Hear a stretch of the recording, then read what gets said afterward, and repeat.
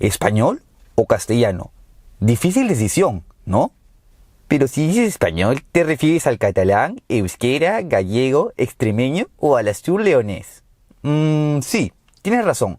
Para este video, mejor optemos por decirle castellano, ¿vale? Vale. El idioma castellano, conocido popularmente como español, es el segundo idioma más hablado por población nativa con aproximadamente 500 millones de hablantes y el tercero si consideramos los hablantes como segunda lengua.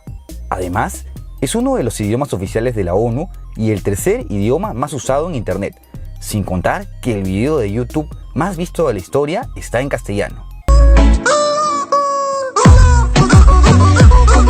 Por lo tanto, ¿cómo es que el idioma oficial originario de un país de 47 millones de habitantes llegó a alcanzar estas cifras tan excepcionales? Pues para saberlo, quédate hasta el final del video. Como sabrán, siempre me gusta abarcar desde las raíces de todo lo que estudiamos. Así que remontémonos a la Edad de Bronce, en las estepas rusas del Cáucaso, en donde surgirían los pueblos indoeuropeos, que son los pueblos de donde provienen las conocidas familias lingüísticas tales como las lenguas latinas o romances, germánicas, eslavas, indoiranias, entre otras, a través del desplazamiento por Europa, Anatolia, Medio Oriente e Indostán. Sí, desde Islandia hasta Nepal, todos son descendientes de los pueblos indoeuropeos. En fin, la rama que nos compete de estos pueblos es la itálica. Los ítalos, hipotéticamente emparentados con los celtas, llegarían a la península itálica alrededor del siglo XIII a.C. y hablarían un idioma común, el protoitálico. Eventualmente, se comenzarían a diversificar en distintos idiomas de los cuales en su mayoría están extintos. El gran sobreviviente de este grupo es el idioma latín, que se convertiría en el idioma oficial de la monarquía romana, que con el tiempo se convertiría en el muy conocido Imperio Romano que se logró expandir por Europa, norte de África y Medio Oriente. El idioma latín no sería ajeno a esta expansión. Pero Sivas, ya vas mucho tiempo hablando y no mencionas España. Bueno, entonces transportémonos a la península ibérica. Antes de la llegada de los romanos, existían ya pueblos nativos ajenos a los indoeuropeos y que tenían sus propios idiomas, tales como el íbero, vasco, lusitano, tartésico, entre otros. Aunque por otro lado, la región también había sido poblada por pueblos indoeuropeos celtas de los que surgieron algunas lenguas como el cántabro y el celtíbero. Entre el 218 y el 19 a.C. se daría la conquista de Hispania, en donde el Imperio Romano conquistaría la península ibérica, separando la península en diversas provincias y comenzando el proceso de romanización, en donde romanos imparten su cultura e idioma a los pueblos íberos. De aquí surgiría el latín vulgar, es decir, el idioma que hablaba el pueblo, que estaría en constante evolución y que eventualmente iría reemplazando a las lenguas prerromanas, las que irían desapareciendo alrededor del siglo I después de Cristo. Aunque claro, dejando su legado con algunas palabras que usamos hasta la actualidad.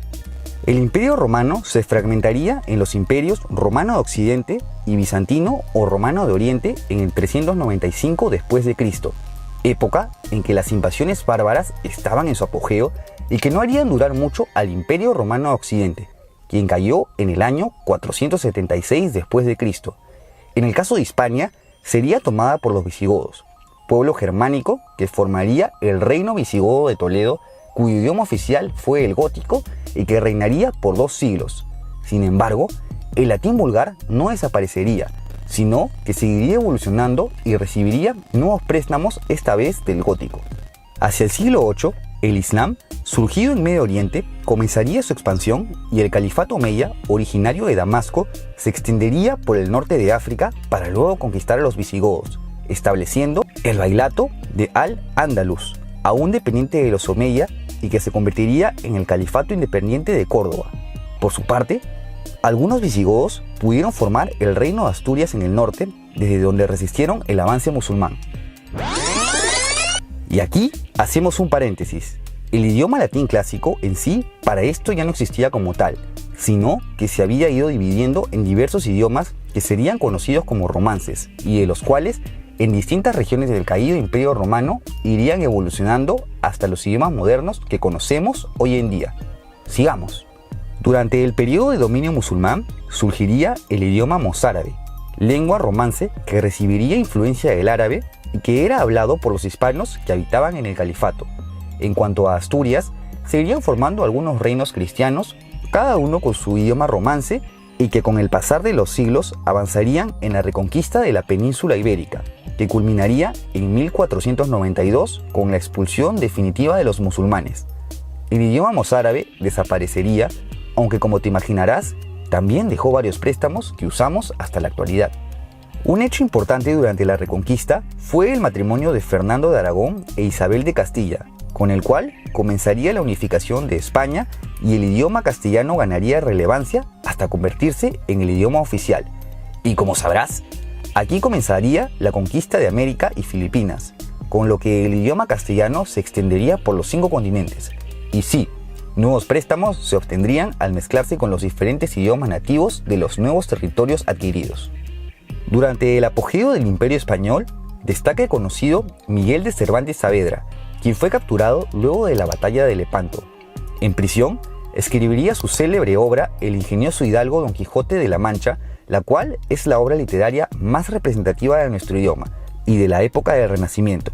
Y hablando de esa etapa de reivindicación de los elementos de la cultura clásica griega, se incorporarían varias palabras de este idioma. ¡Wow! ¡Cuánta riqueza guarda nuestro idioma!, ¿no? En 1713 se fundaría la Real Academia Española por iniciativa de Juan Manuel Fernández Pacheco con el propósito de fijar las voces y vocablos de la lengua castellana en su mayor propiedad, elegancia y pureza, creándose así el primer diccionario de la lengua y que hasta la fecha es la institución que se encarga de regularizar las normativas vigentes de nuestro idioma, que como imaginarás permanece en constantes cambios y modificaciones. A partir de 1810, con la independencia de los países americanos, se irían creando nuevas naciones que adoptarían el idioma castellano como oficial.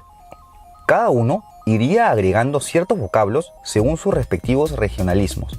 Asimismo, cada uno iría adaptando un acento y algunas reglas gramaticales diferentes, como el voceo, que se había originado hacia el siglo IV como una señal de sumo respeto, por lo que su trato era para con gente de la nobleza, aunque eventualmente se reemplazaría en algunas regiones por el tú coloquial.